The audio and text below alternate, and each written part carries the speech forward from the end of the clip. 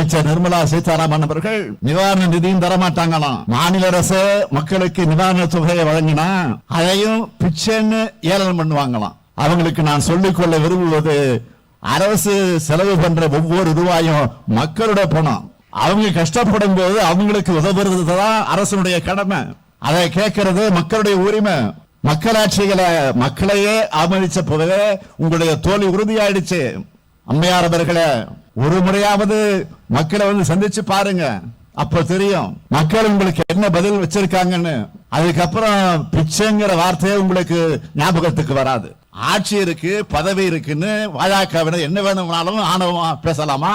அதுல ஒரு ஒன்றிய அமைச்சர் தமிழர்களை பிச்சைக்காரர்கள் சொன்னா, இன்னொரு ஒன்றிய அமைச்சர் தமிழர்களை தீவிரவாதிகள் பயங்கரவாதிகள் குற்றம் சாட்டுகிறார். தமிழர்கள் மேல ஏன் இத்தனை கோபம், வெறுப்பு, வன்மம்? மக்களிடையே வெறுப்பை விதைச்சு பிளவுகளை உண்டாக்கி அதுல குளிர்காய நினைக்கிற பாஜகவோட எண்ணங்கள் ஒருபோதும் பலிக்காது. பாஜகவுக்கு வாக்களிக்கிறது அவமானம் எடுத்து சொல்லணும். சொல்லுவீங்களா? பாஜகவுக்கு வாக்களிக்கிறது அவமானம் எடுத்து சொல்லணும். பாஜகவுக்கு வாக்களிக்கிறது எதிர்கால சந்ததியினருக்கு செய்கிற துரோகம்னு புரிய வைக்கணும். புரிய வைப்பீங்களா? மாநிலத்தை கெடுத்த அதிமுக, மாநிலத்தை கண்டுகொள்ளாத பாஜக, இந்த கள்ள கூட்டணியை மக்கள் அடையாளம் கண்டு கொண்டிருக்கிறார்கள்.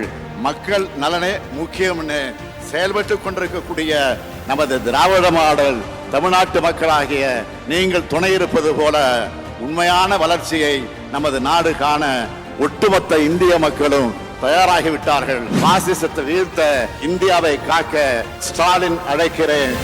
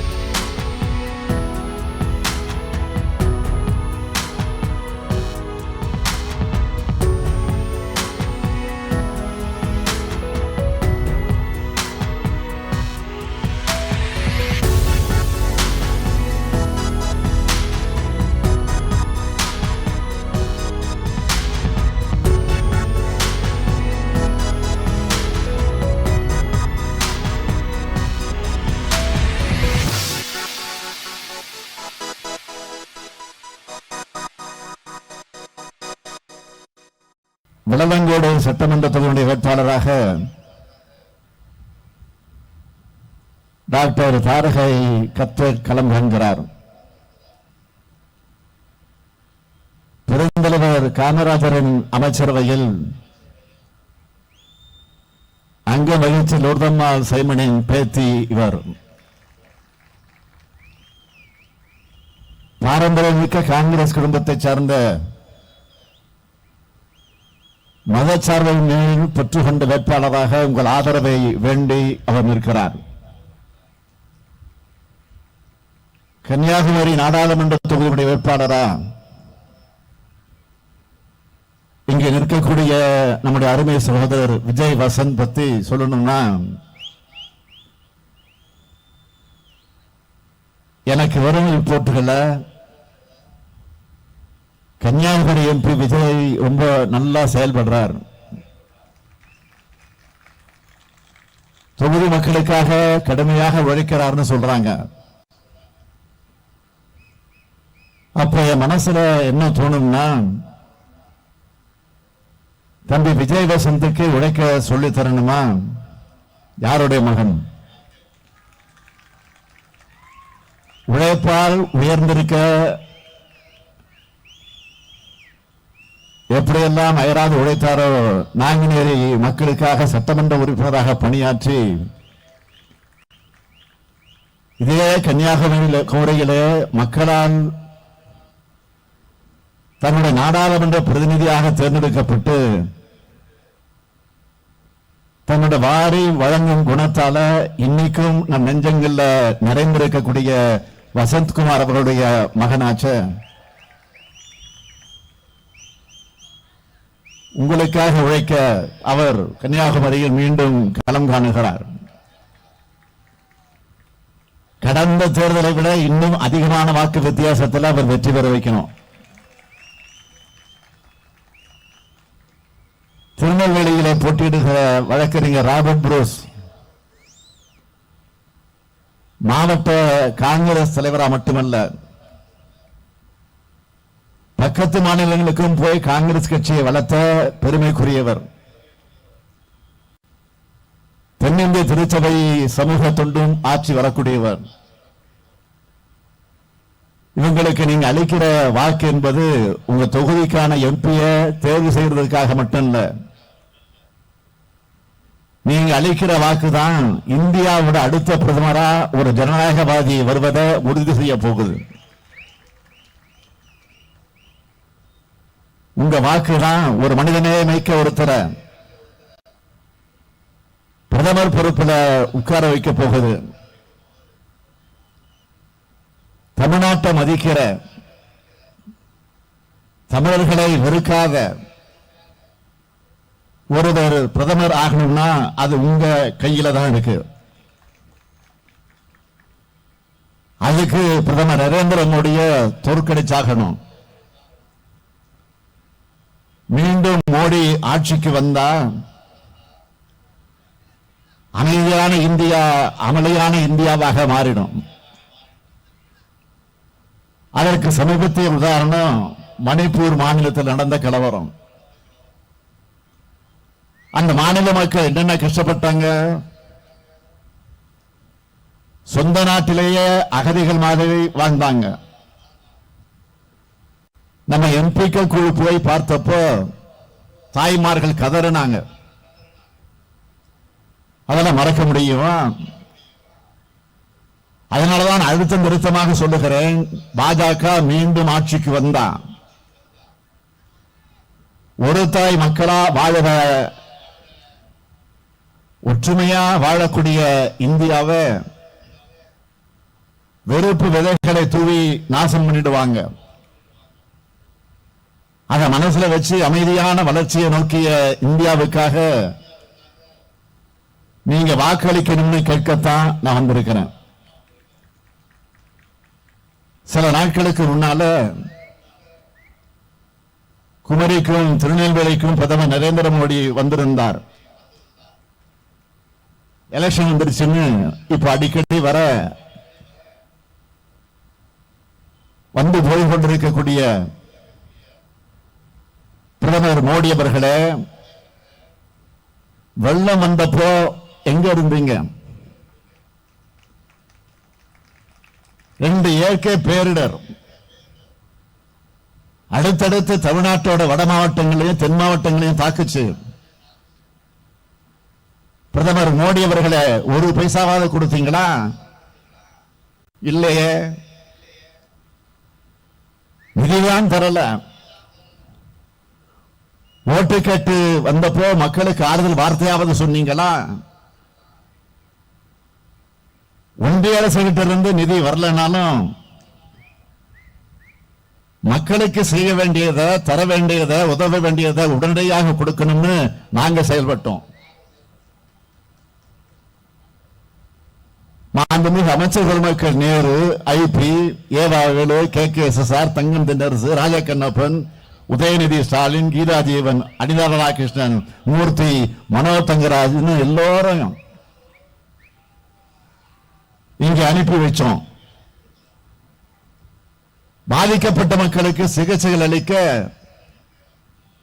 தொற்று நோய் எதுவும் வராமல் தடுக்க மக்கள் நல்வாழ்வுத்துறை அமைச்சர் மாசு தலைமையில் 2500க்கு மேற்பட்ட மருத்துவ முகாம்கள் நடத்த உத்தரவிட்டேன். அதேபோல் உழவர்களுடைய வாழ்வாதாரத்தை மீட்டெடுக்க வேளாண் துறை அமைச்சர் MRK பன்னீர்செல்வத்தை களத்துக்கு அனுப்பி வைத்தேன்.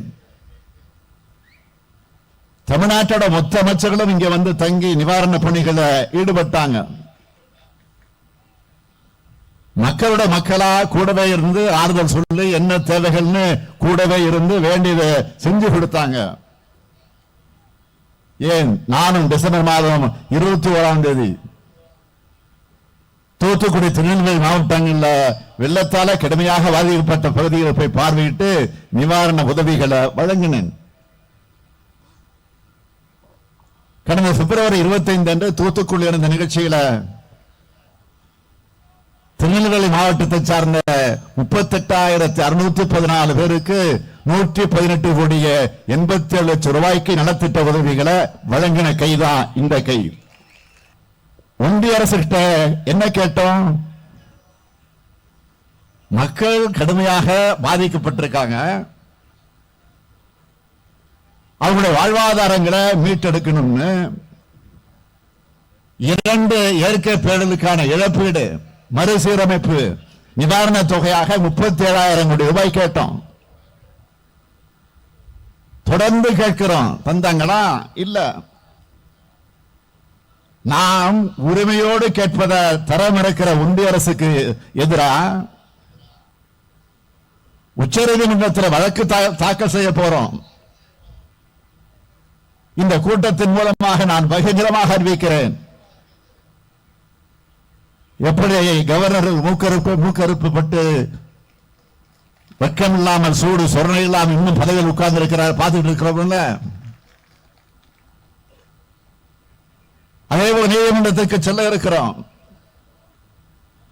சட்டப்பேரவை நிறைவேற்றி அனுப்புற சட்டத்துக்கு கையெழுத்து போட சொல்லுங்கன்னு நீதிமன்றம் போனோம். பொன்முடி அவர்களை மீண்டும் அமைச்சராக்க வலியுறுத்த நீதிமன்றம் போனோம். இப்ப நிதி கேட்டும் நீதிமன்றம் தான் போகணும். பாஜக எத்தகைய ஓர வஞ்சனையான அரசாக நடந்துகிட்டு இருக்கு. ஓர வஞ்சனை மட்டுமா பண்றாங்க? நிதியையும் தராம நம்ம மக்களை ஏளனம் வேற பண்றாங்க, கேலி பண்றாங்க, கிண்டல் பேசுறாங்க. நிதியமைச்சர் நிர்மலா சீதாராமன் அவர்கள் நிவாரண நிதியும் தரமாட்டாங்களாம். மாநில அரசு மக்களுக்கு நிவாரண தொகையை வழங்கினா அதையும் பிச்சைன்னு ஏளனம் பண்ணுவாங்களாம். அவங்களுக்கு நான் சொல்லிக்கொள்ள விரும்புவது, அரசு செலவு பண்ற ஒவ்வொரு ரூபாயும் மக்களுடைய பணம். அவங்க கஷ்டப்படும் போது அவங்களுக்கு உதவுறதுதான் அரசுடைய கடமை. அதை கேட்கிறது மக்களுடைய உரிமை. மக்களாட்சிகளை மக்களையே அவமதிச்ச போதே உங்களுடைய தோல்வி உறுதியாயிடுச்சு. அம்மையார் அவர்களே, ஒரு முறையாவது மக்களை வந்து சந்திச்சு பாருங்க, அப்ப தெரியும் மக்கள் உங்களுக்கு என்ன பதில் வச்சிருக்காங்கன்னு. அதுக்கப்புறம் பிச்சைங்கிற வார்த்தையே உங்களுக்கு ஞாபகத்துக்கு வராது. ஆட்சி இருக்கு, பதவி இருக்குன்னு பாஜகவினர் என்ன வேணும்னாலும் ஆணவமா பேசலாமா? அதுல ஒரு ஒன்றிய அமைச்சர் தமிழர்களை பிச்சைக்காரர்கள் சொன்னா, இன்னொரு ஒன்றிய அமைச்சர் தமிழர்களை தீவிரவாதிகள் பயங்கரவாதிகள் குற்றம் சாட்டுகிறார். தமிழர்கள் மேல ஏன் இத்தனை கோபம், வெறுப்பு, வன்மம்? மக்களிடையே வெறுப்பை விதைச்சு பிளவுகளை உண்டாக்கி அதுல குளிர்காய நினைக்கிற பாஜகவோட எண்ணங்கள் ஒருபோதும் பலிக்காது. மேம்பட்ட சிந்தனைகள் உள்ள நாம் நம்முடைய சகோதர சகோதரிகளுக்கு வழிகாட்டணும். பாஜகவுக்கு வாக்களிக்கிறது அவமானம் எடுத்து சொல்லணும். சொல்லுவீங்களா?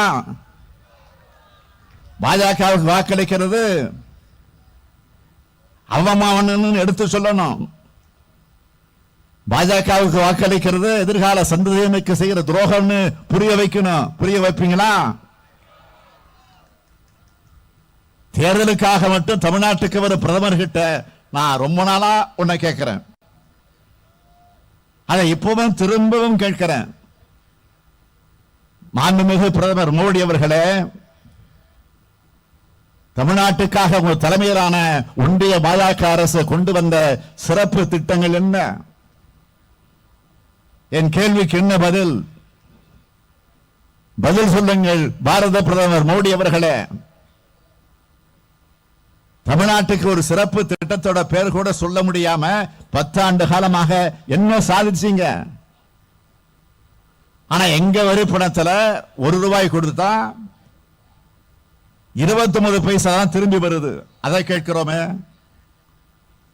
அதுக்காவது பதில் வச்சிருக்கீங்களா? இல்ல அதுக்கு வாயாலேயே வட சுடுவீங்களா? பிரதமர் மோடி அவர்களே,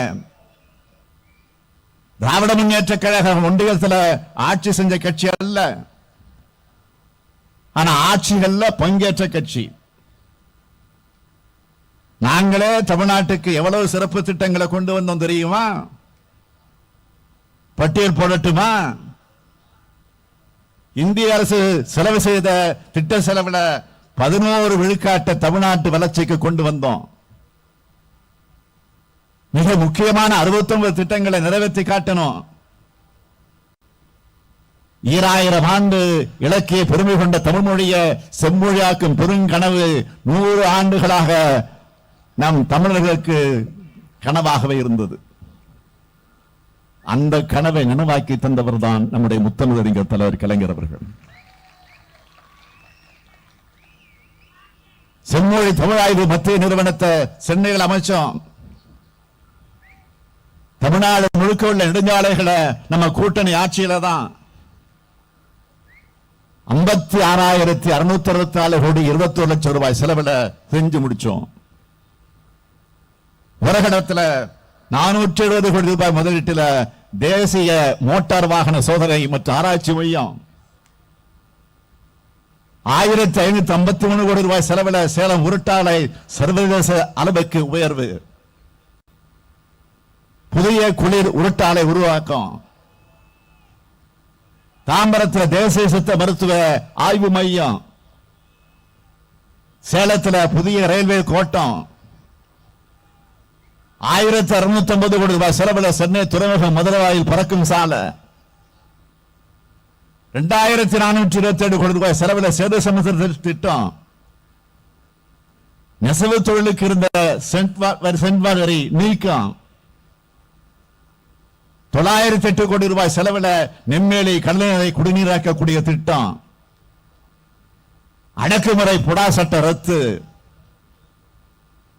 தமிழ்நாட்டில் இருக்க மீட்டர் கேஜ் ரயில் பாதைகள் அனைத்து அகல ரயில் பாதைகளாக மாற்றிட அனுமதி,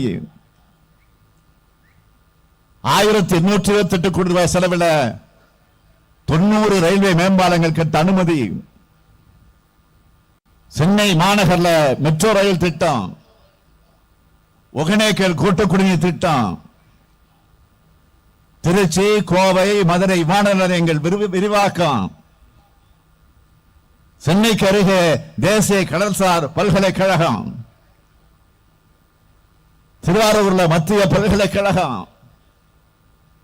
கிண்டி கத்திப்பாரா கோயம்பேடு பாடியில மிகப்பெரிய மேம்பாலங்கள், கரூர் ஈரோடு சேலம் உயர் தொழில்நுட்ப ஜவுளி பூங்கா,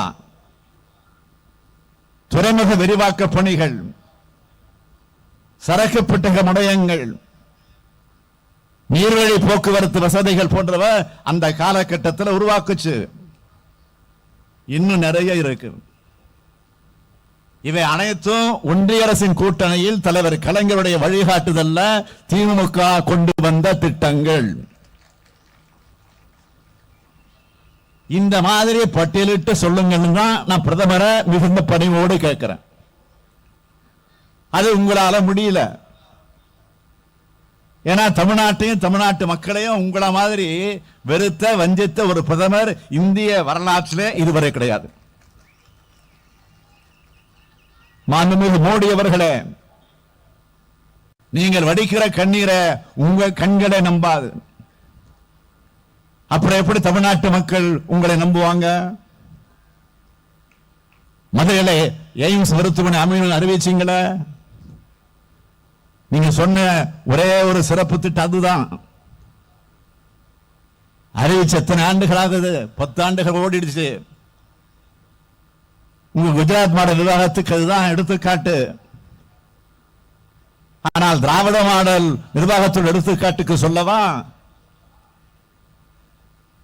அதே மதுரையில் நூலகம் அறிவிச்சோம், ஜல்லிக்கட்டு அரங்கம் அறிவிச்சோம், சென்னையிலே மருத்துவமனை அறிவிச்சோம்.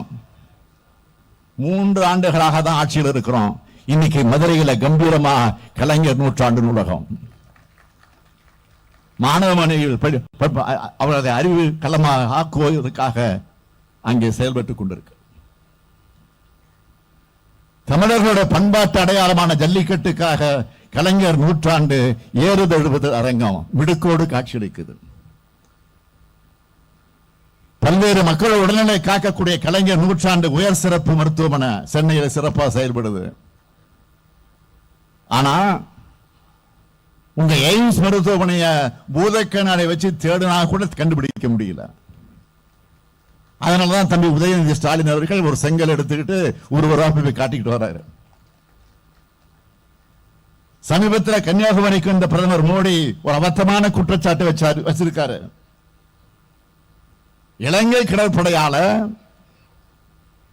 தமிழ்நாட்டு மீனவர்கள் தாக்கப்படுறதுக்கு திமுகவும் காங்கிரசும் தான் காரணம்னு சொல்லி இருக்கிறார். நான் கேட்கிறேன், 10 வருஷமா யார் ஆட்சி நடந்துட்டு இருக்குப்போ? 10 வருஷமா திமுகவும் காங்கிரசுமா ஆட்சியில் இருக்கு. 3000க்கு மேற்பட்ட மீனவர்கள் கைது பண்ண அந்த காட்சியை வேடிக்கை பார்த்தது உங்க ஆட்சி தான். தமிழ்நாட்டு மீனவர்களை தாக்கி கைது பண்ணி படகுகளை வலைகள் எல்லாம் பறிச்சு சித்திரவதை செய்கிறது இலங்கை கடற்படை. 56 இன்ச்சு இருமாப்போடு சொல்லிக்கிறீங்களா? தமிழ்நாட்டு மீனவர்கள் கைதை கண்டிக்க தடுத்து நிறுத்த உங்களுக்கு ஏன் துணிச்சல் வரல? ஏன் தைரியம் இல்ல? இலங்கையை பார்த்து பயப்படுறீங்களா? நாங்க ஆட்சிக்கு வந்தா ஒரு மீனவர் கூட தாக்கப்பட மாட்டார்னு 2014ஆம் ஆண்டு பிரதமராகிறதுக்கு முன்ன இதே கன்னியாகுமரியில பேசினீங்களே. அது மட்டுமா? அப்ப என்னவெல்லாம் சொன்னீங்க? தமிழ்நாடு மீனவர்கள் தாக்கப்படுவதற்கு அன்னை சோனியா காந்தி அவர்களும் அம்மையார் ஜெயலலிதா அவர்களும் தான் காரணம்னு சொன்னீங்க. 10 ஆண்டுகள் ஆகிடுச்சு. இப்ப பெயர்களை மட்டும் மாத்தி திமுகவும் காங்கிரஸ் தான் காரணம் சொல்றாரு. 10 ஆண்டு காலத்தில் பிரதமர் மோடி எதுவும் செய்யல என்பதற்கு இப்படி ஒரு ஒப்புதலை அவரே தரார். 2014 இருந்து 2024க்குள்ள 10 ஆண்டுகள் தான் தமிழ்நாட்டு மீனவர்கள் மேல வரலாற்றிலே இல்லாத அளவுக்கு அதிக அளவிலான தாக்குதல்.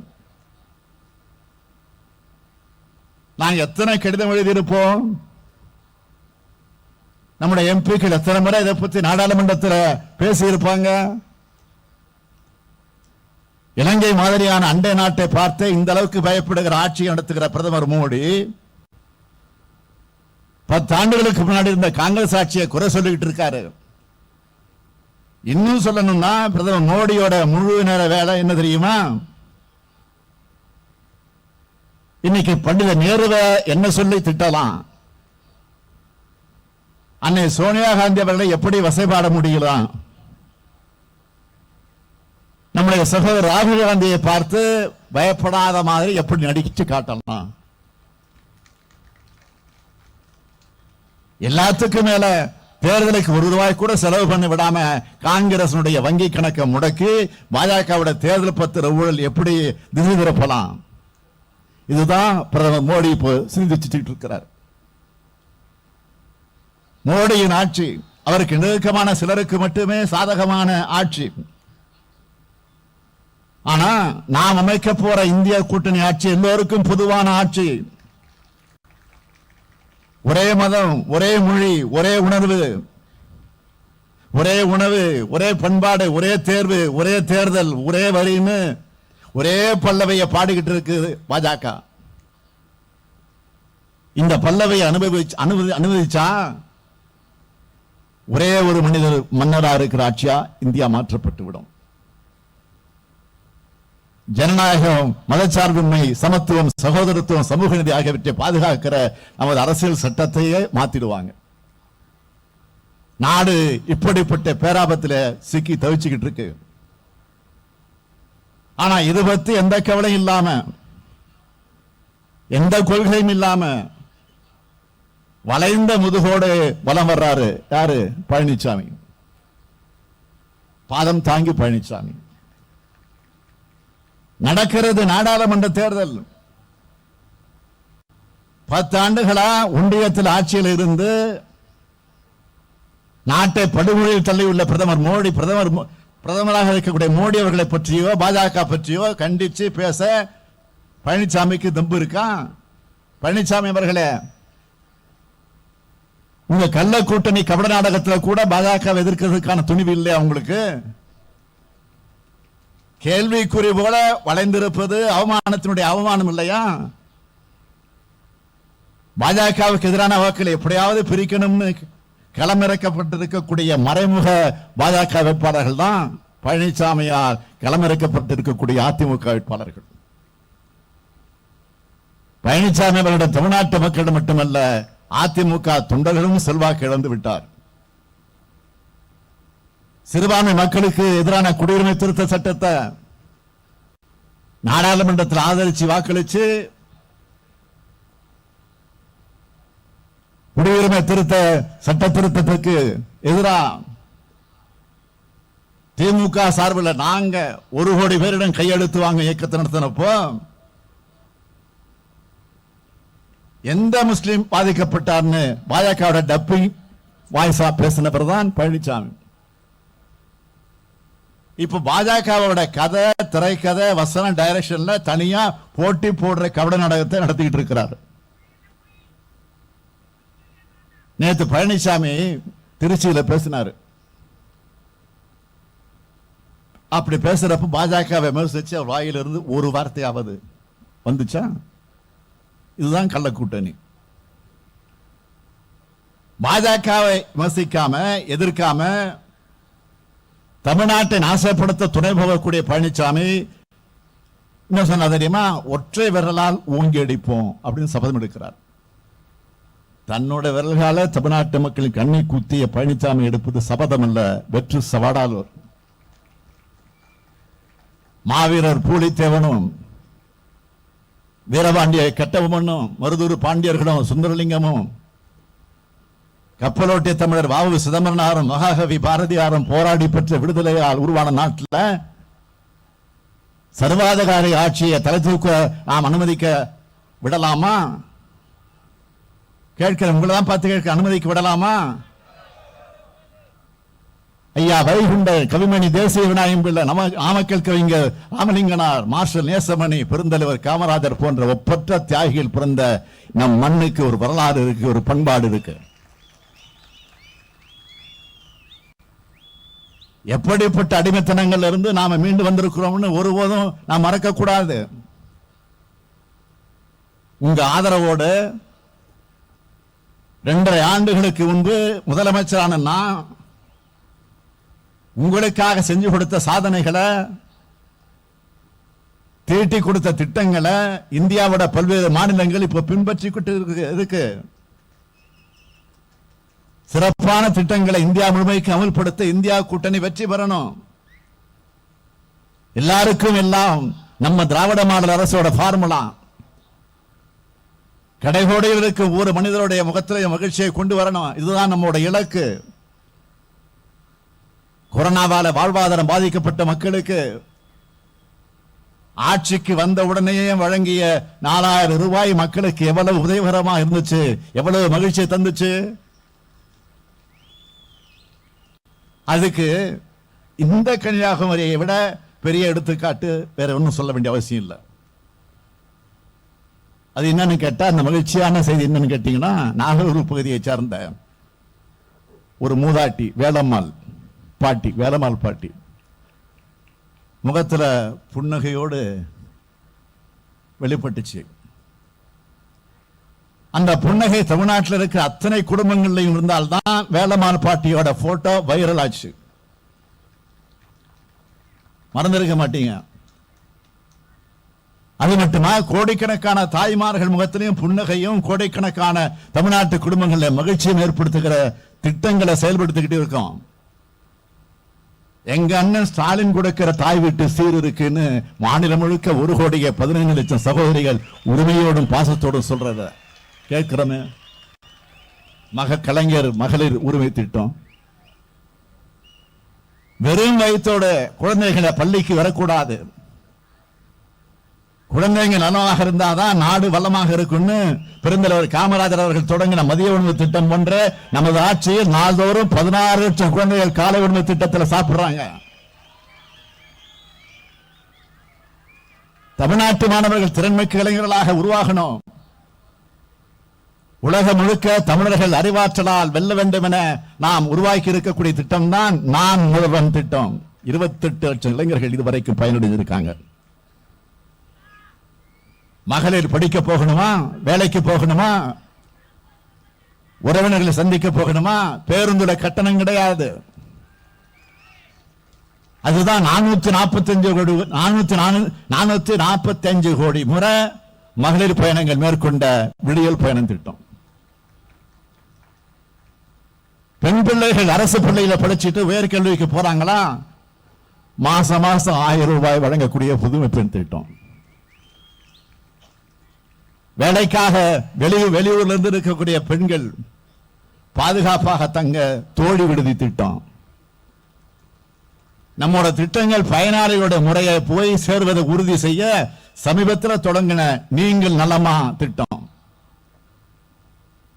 இப்படியான நம்முடைய திராவிட மாடல் திட்டங்கள் இந்தியா முழுக்க விரிவுபடுத்த நமக்கு கிடைச்சிருக்கக்கூடிய வாய்ப்பு தான் இந்த நாடாளுமன்றத்துடைய தேர்தல் களம். ஒட்டுமொத்த இந்தியாவுக்கான வாக்குறுதிகளை தேர்தல் அறிக்கையாக வழங்கியிருக்கிறோம். நாளை ஒன்றியத்தில் இந்தியா கூட்டணி அமைஞ்சதும் சாதனையா மாறப்போற அந்த வாக்குறுதிகளை சிலவற்றை மட்டும், சில செய்திகள் மட்டும் நான் தலைப்புச் செய்தியா சொல்ல விரும்புறேன். 10 ஆண்டுகளா சாமானிய மக்கள் எவ்வளவு கஷ்டப்படுவாங்கன்னு கொஞ்சமும் நினைச்சு பார்க்காம மக்கள் விரோத பாஜக அரசால் தொடர்ந்த உயர்த்தப்பட்ட பெட்ரோல், டீசல், கேஸ் விலை குறைக்கப்படும்.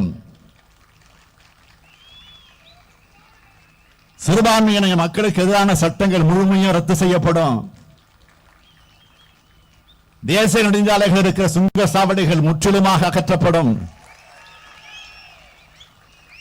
மகாத்மா காந்தி தேசிய ஊரக வேலை வாய்ப்பு உறுதி திட்டத்தோட வேலை நாட்கள் 100 150 நாட்களாகவும் ஊதியம் 400 ரூபாயாக உயர்த்தப்படும். உலர்மீன் முற்றங்கள் கட்டுதல் போன்ற மீனவர்களுக்கு தேவையான தொழில் கட்டமைப்பு பணிகள் மகாத்மா காந்தி தேசிய ஊரக வேலை உறுதி திட்டத்தின் கீழ் மேற்கொள்ளப்படும். பாரம்பரிய மீனவ சமுதாய மக்கள் பழங்குடியினர் பட்டியலில் சேர்க்கப்படுவாங்க. தேசிய மீனவ நல ஆணையம் அமைக்கப்படும். ஆய்வுகள் மீன்பிடிக்க கொள்கையை உருவாக்க அமைக்கப்பட்ட மீனாகுமரி குழுவினர் அறிக்கை கைவிடப்படும். மீன்பிடி தடை காலங்களில் மீனவர்களுக்கு மாற்று பொருளாதார வேலை வாய்ப்புகளை உருவாக்க மீனவ குடும்ப உறுப்பினர்களுக்கு, குறிப்பா பெண்கள் மற்றும் இளைஞர்களுக்கு மீன்களை பதப்படுத்துதல், மீன் வளர்ப்பு, மீன் தீவனம் தயாரித்தல் மற்றும் சந்தைப்படுத்துதல் உள்ளிட்ட பயிற்சிகள் வழங்கப்படும். மீனவ சமுதாய மக்கள் அவசர காலத்தில் பாதுகாக்க ஹெலிகாப்டர் தளம் தேவையான இடங்கள் அமைக்கப்படும். புதிய கல்விக் கொள்கை ரத்து. ஒன்றிய அரசு பணிகளுக்கு தமிழிலே தேர்வு. உலக பொதுமுறையான திருக்குறள் தேசிய நூலாக அறிவிக்கப்படும். இது மட்டுமல்ல, திருநெல்வேலியை தலைமையிடமாக கொண்டு திருநெல்வேலி, தென்காசி, தூத்துக்குடி, கன்னியாகுமரி மாவட்டங்களை உள்ளடக்கின புதிய ரயில்வே கோட்டம் அமைக்க ஆவணம் செய்யப்படும்.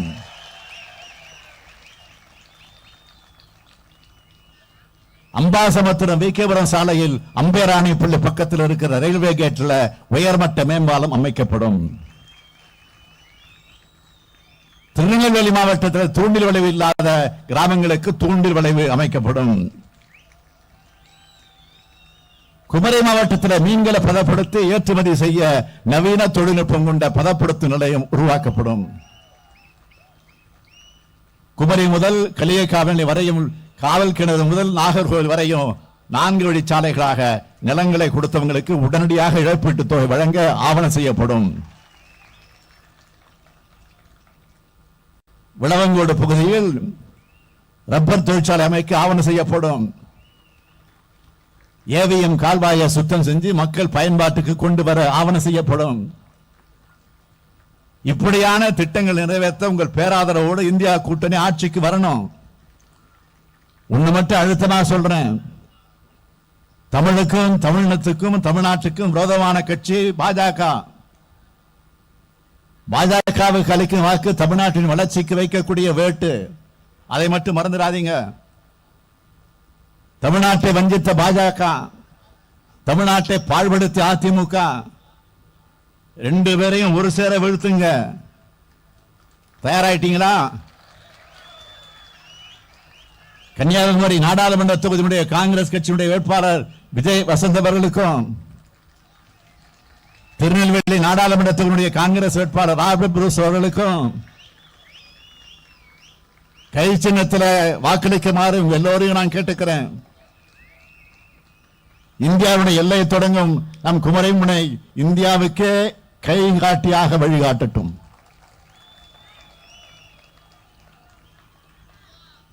அதேபோல் விளவங்கோடுல